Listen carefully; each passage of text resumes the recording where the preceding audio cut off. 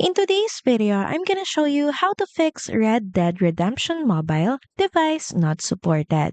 So the first thing that you may want to do is check the requirements. You can simply Google it up to see the game requirements, and then you can head over to your settings to see your phone's specifications.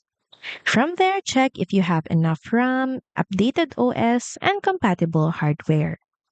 Also check if your phone currently offers new system updates and make sure that you update your phone.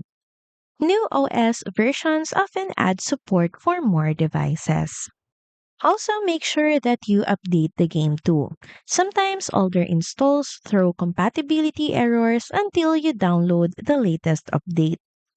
Now, if it stays unsupported, head over to your settings. Then next is head over to app management and app list. Then from here, simply search up Google Play Store. So you can simply type in and click on it. Now from here, try clearing up Play Store's cache by clicking on Storage and Cache. Then click on Clear Cache. And the last thing that you may want to do is restart your phone. A fresh start can let the store recheck compatibility.